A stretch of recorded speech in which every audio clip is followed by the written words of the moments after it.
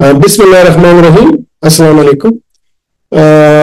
दोस्तों, मैंने पिछली वीडियो में आप लोगों से वादा किया था कि आज की वीडियो में मैं ग्लोबल डेटा शेयर करूंगा अबाउट मेडिकल रिप्रेजेंटेटिव्स। हमने पहले मेडिकल रिप्रेजेंटेटिव्स की प्रोफेशन के बारे में बात की, इनके रोल्स के बारे में बात की। अब ये एक दो व्लॉग्स में हम जो ग्लोबल डेटा है और फिर पाकिस्तानी डेटा है मेडिकल रिप्रेजेंटेटिव फार्मा बिजनेस के हवाले से, इस पे हम बात करेंगे और उसके बाद फिर मुख्तलिफ एस्पेक्ट्स पे हम डिस्कशन करने के लिए जाएंगे कि एटीट्यूड्स क्या है मेडिकल रेप का, डॉक्टर्स के लिए क्या एटीट्यूड होना चाहिए, कम्युनिटी का मेडिकल रेप के बारे में क्या एटीट्यूड है, डॉक्टर्स का क्या एटीट्यूड है, क्या फैक्टर्स हैं जिंदगी मेडिकल रेप्स की जिंदगी पे फार्मा बिजनेस का क्या इम्पैक्ट होता है, क्या चैलेंजेस होती है, तमाम चीजें हम इंशाल्लाह आहिस्ता आहिस्ता डिस्कस करेंगे। और यही मेरी आपसे रिक्वेस्ट है कि आप इन वीडियोस की सीरीज का अपने दोस्तों के साथ लाजम इनको शेयर कीजिए, स्पेशली उनके साथ कि जिनकी बहुत प्रॉपर ट्रेनिंग नहीं हो पाती लेकिन वो इस बिजनेस में है, स्पेशली वो जो कि मुख्तलिफ ड्रग्स के प्रोमोटर्स हैं। तो उनके लिए ये जो सीरीज है काफी फायदेमंद मेरे ख्याल में होगी। और मैंने ये भी आपसे रिक्वेस्ट की है कि अगर मजीद किसी बात पे आप डिस्कशन चाहते हैं तो इंशाल्लाह आप मेरे साथ शेयर कीजिएगा कमेंट सेक्शन में, इसी पे हम आगे जाके बात करेंगे। बल्कि मुझे मेरे बहुत से दोस्तों ने कहा कि सर ये सिलसिला एक मुसलसल तौर पे जारी रखें कि बड़ी मुश्किल से हमें कोई सोर्स मिला है कि जिसपे हम अपनी अंडरस्टैंडिंग के लिए हम कुछ भी सवाल कर सकते हैं और फिर आप उसका जवाब दे देते हैं। मैं फार्मा बिजनेस का एक्सपर्ट नहीं हूं, लेकिन एक तो यह है कि तकरीबन कोई 35 साल या इससे भी ज्यादा की एसोसिएशन रही है, मैं क्लोजली ऑब्जर्व करता हूं। अब फार्मास्यूटिकल्स के दोस्त मेरे पास आते हैं, हम डिस्कशंस करते हैं। इसके अलावा फिर जब मैं कोई व्लॉग बनाता हूं तो उसके लिए डेटा देखना पड़ता है, उसके लिए रिसर्च करना पड़ता है, उसके लिए जो मुख्तलिफ सोर्सेज है उनसे इंफॉर्मेशन लेनी होती है। तो मैं ये कोशिश करता हूं कि तमाम सोर्सेज, तमाम इन्फो, तमाम डेटा कलेक्ट करके तो आप लोगों को एक ऐसे तरीके से आपको प्रेजेंट करूं कि वो आप लोगों को समझने में आसानी हो। तो आज के इस डिस्कशन में हम देखेंगे global data about medical representatives. तो इसमें सबसे पॉइंट तो ये है कि total number of pharmaceutical companies worldwide, कि वर्ल्ड वाइड टोटल कंपनीज कितनी है। The total number of pharmaceutical companies worldwide is estimated to be around 20,000, 20,000 according to the international directory of pharmaceutical companies 2022। तो उसके मुताबिक कोई 20,000 कंपनियां हैं world wide जो कि फार्मा बिजनेस में डील करती हैं। These companies are spread across over 200 countries. 20,000 companies 200 ममालिक में and employ around 30,000 executives in the pharmaceutical industry. तो एग्जेक्टिव लेवल पे भी ये तकरीबन 30,000 इनके एग्जेक्टिव ऑफिसर्स हैं। ह्यूज नंबर है, एक हैवी बिजनेस है। अगर आप फार्मा बिजनेस के साथ आपका ताल्लुक है किसी भी लेवल पे और आप इसके साथ अटैच्ड हैं तो ये आपके लिए बायस इत्मीनान होना चाहिए कि ये एक बहुत बड़ा सेगमेंट है बिजनेस का, जहां 20,000 से ज्यादा कंपनियां 2,200 ममालिक से ज्यादा में ये ऑपरेट करती हैं और तकरीबन 30,000 एग्जेक्टिव्स इन कंपनियों में हैं। अब दूसरा जो इंपॉर्टेंट पॉइंट है या डेटा आता है वो होता है breakdown of pharmaceutical companies by category.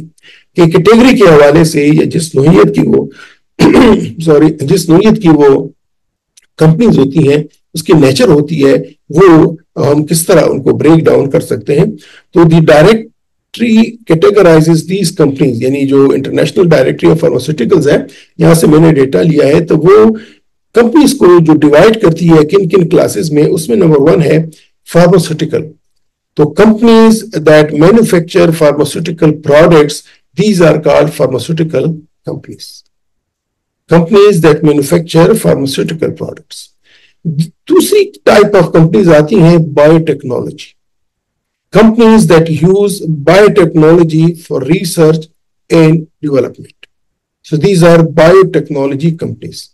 Third level पे आ जाता है biopharmaceutical, companies that manufacture biopharmaceutical products, companies that manufacture biopharmaceutical products. फिर है एक और टाइप जिसको बोलते हैं बल्क फार्मास्यूटिकल्स, बल्क। तो these are the companies that manufacture bulk pharmaceutical products. Fourth number पे आता है drug delivery, companies that specialize in drug delivery system, कि ड्रग की डिलीवरी, वो इनहेलर्स है, पंप्स है, कैप्सूल्स है, किस तरीके से दिया जाता है, तो वो इनको डील करती है। तो अब तक हमने जाना pharmaceutical companies, number 2 biotechnology companies, number 3 biopharmaceutical, फिर बल्क फार्मास्यूटिकल्स, फिर ड्रग डिलीवरी कंपनीज। इसके बाद एक और टाइप ऑफ कंपनीज जो कि डिफाइन है इस डायरेक्टरी में, वो है ओटीसी और health care products company, companies that manufacture over the counter health care products. तो ये एक और कैटेगरी है। इसके बाद clinical research companies, companies that conduct clinical research, जो कुछ भी हमारे पास आता है, जिन कोई चीजों को भी हम देखते हैं या जो हम प्रैक्टिस करते हैं, हम डॉक्टर हजरात है, जो आप लोग मार्केट करते हैं, उनके लिए जो रिसर्च होता है उसके लिए अपनी कंपनीज होती है। फिर है एक और type of company, that is the research and development companies, research and development companies. So these are the companies that specialize in research and development. ठीक है। फिर एक और है fine chemicals, companies that manufacture fine chemical, जो minute या बहुत sensitive chemicals होते हैं, उनको बनाने के लिए भी कंपनीज की एक अपनी रेगुलेशंस हैं, अपने उसके एसओपीज हैं, अपने उसके स्टैंडर्ड्स होती हैं। इसके बाद generics companies, companies that manufacture generic pharmaceutical products. So these are called generic companies. फिर है genomics, companies that specialize in genomic research. Genomics अपने तौर पे एक फील्ड है, अपने तौर पे एक पूरी दुनिया है, तो genomics में जो डील करती हैं उसको genomics companies बोलते हैं। इसके बाद एक और टाइप की कंपनी है जो कि है contract manufacturers.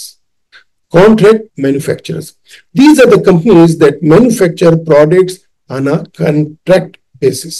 तो वो सिर्फ यही करती हैं कि कॉन्ट्रैक्ट पे आपको दवाई देके आपको देती हैं, जिसको हम थर्ड पार्टी मैन्युफैक्चरिंग भी कह सकते हैं।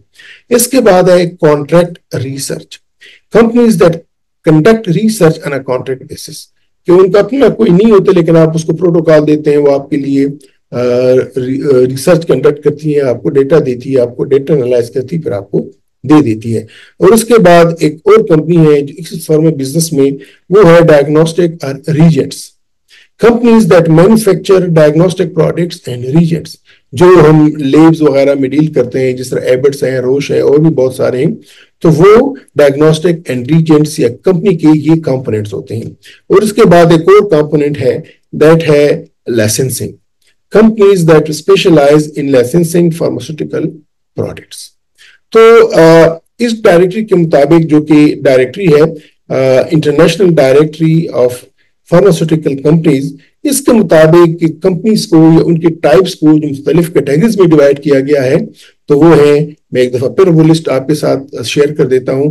Pharmaceutical companies, biotechnology companies, biopharmaceutical companies, bulk pharmaceutical companies, drug delivery, OTC or healthcare products company, clinical research company, research and development company, fine chemicals company, generics companies, genomics company, contract manufacturers company, contract research company, diagnostics reagents company and licensing company.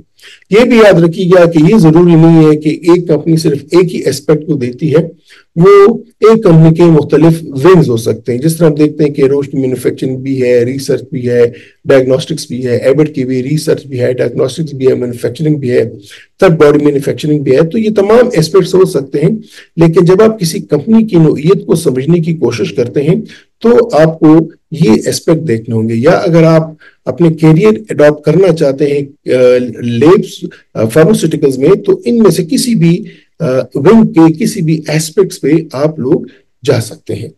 अब एक और point आता है, और वो है कि pharmaceutical share in world economy, कि दुनिया की इकोनॉमी में फार्मास्यूटिकल शेयर क्या है। सो the pharmaceutical industry is a significant contributor to the world economy, and we know that.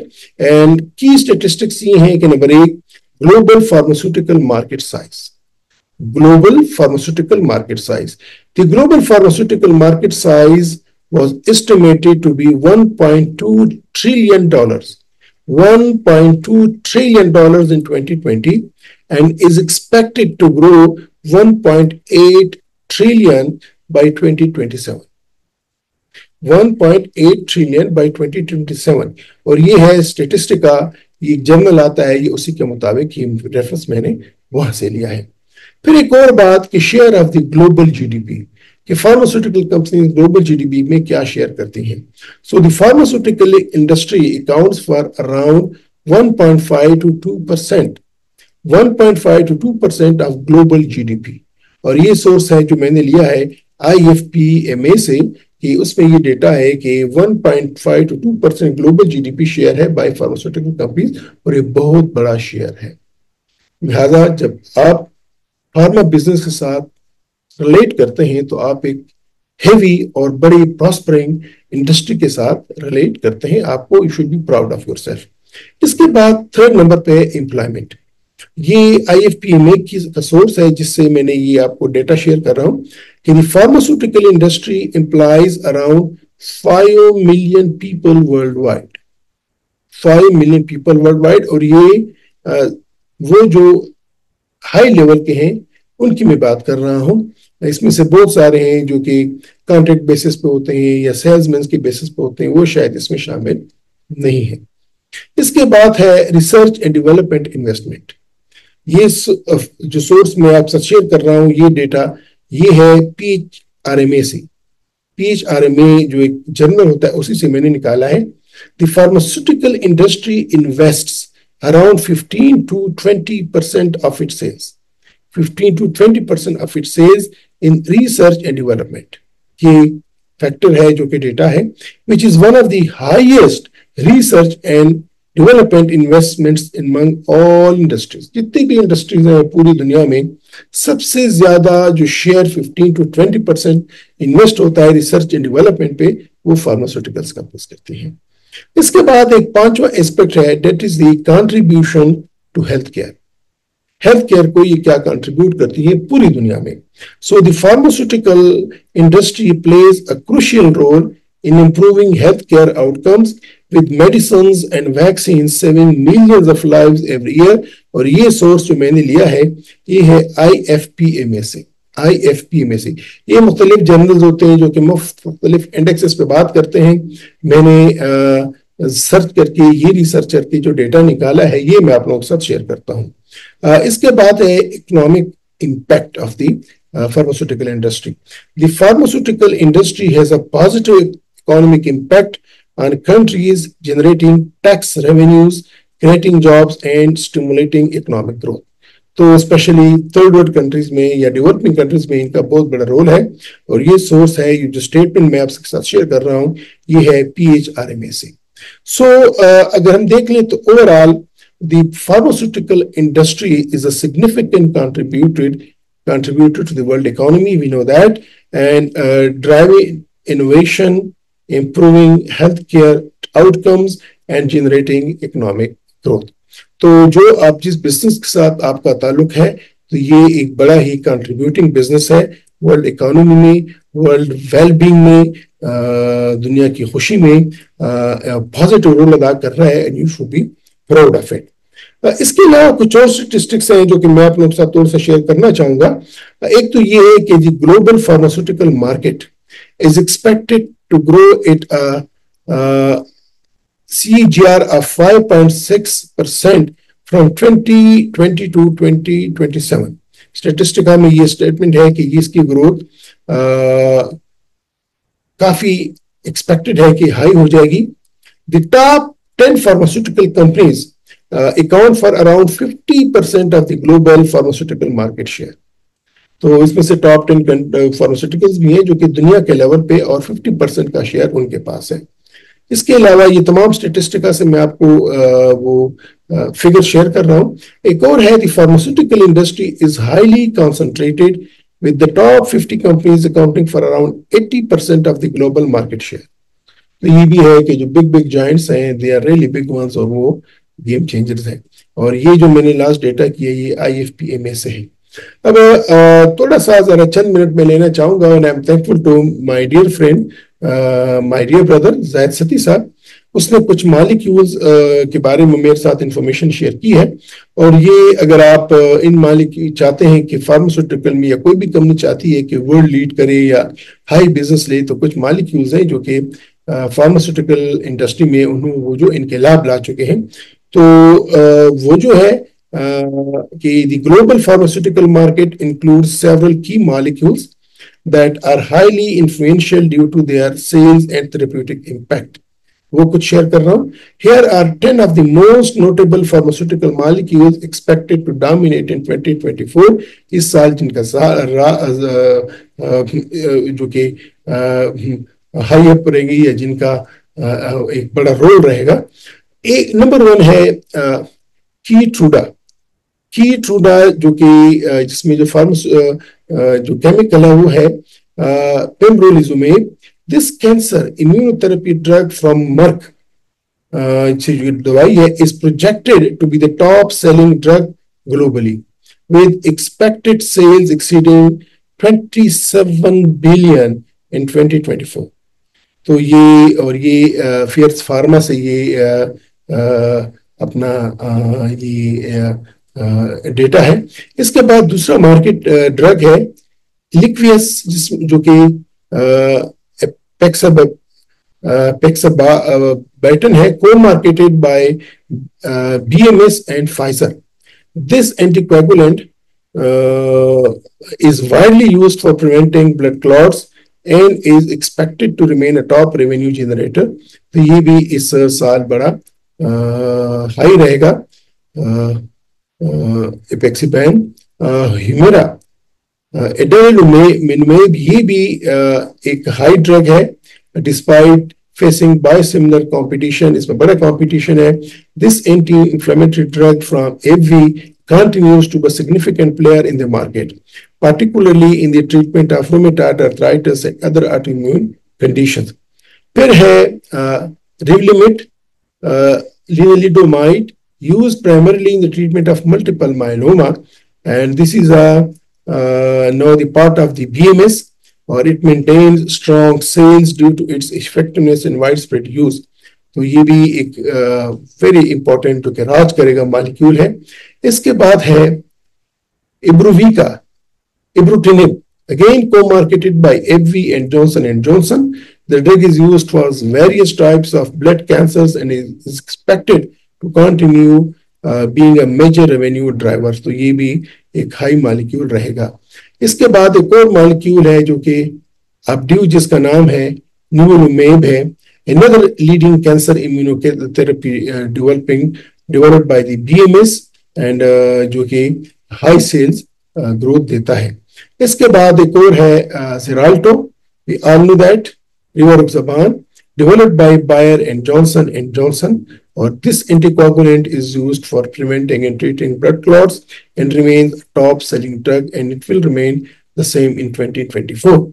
इसके बाद एक और ड्रग है Trulicity, dulaglutide, and injectable diabetes medication from Eli Lilly, wonderful drug, and that is widely used to improve blood sugar levels in adults with type 2 diabetes। फिर है ocrelizumab। This Roche drug is used to treat multiple sclerosis and has been significant sales due to its effectiveness। तो ये भी राज करेगा 2024 में। फिर है Prolixa और denosumab, marketed by Amgen। This drug is used to treat osteoporosis and to prevent fractures in cancer patients, again a high sale drug। सो ये जितनी भी ड्रग्स हैं ये पिवटल है इन फार्मास्यूटिकल इंडस्ट्री, और ये फार्मास्यूटिकल इंडस्ट्री में हाई सेल्स की रीजंस हैं और ये इनके लाभ ला चुकी हैं। और जिस तरह की 2023 में ये टॉप पे थी, एक्सपेक्टेड है कि 2024 में भी ये दवाइयां मार्केट में राज करेंगी। और जो जो कंपनियां इनके पीछे हैं या जो इनकी बायोसिमिलर्स को मार्केट करती हैं उनकी सेल्स काफी ज्यादा होगी। मैं यहाँ पे एंड करूंगा, आज की विलाद थोड़ी सी लंबी हो गई, मैं इसके लिए माजरत चाहता हूँ, लेकिन मैं बताना चाह रहा था कि ग्लोबल लेवल पे फार्मास्यूटिकल इंडस्ट्री के बारे में क्या डेटा है, कितनी तादाद है फार्मास्यूटिकल कंपनीज की, कहाँ कहाँ पे है ये, कितनी इसकी एम्प्लॉयमेंट कितनी है, इसका इकोनॉमिकल शेयर कितना है, इसका करंट स्टेटस क्या है, इसके फ्यूचर प्रॉस्पेक्ट्स क्या है, और जो अगर आप इसको एज ए कैरियर ज्वाइन करना चाहते हैं या आपने ज्वाइन किया है, तो कौन कौन से एस्पेक्ट्स हैं, कौन कौन से विंग्स हैं फार्मास्यूटिकल कंपनी के या फार्मा बिजनेस में, जहां का आप पार्ट बन सकते हैं। इंशाल्लाह आने वाली वीडियो में हम डिस्कस करेंगे Pakistani data about medical representatives.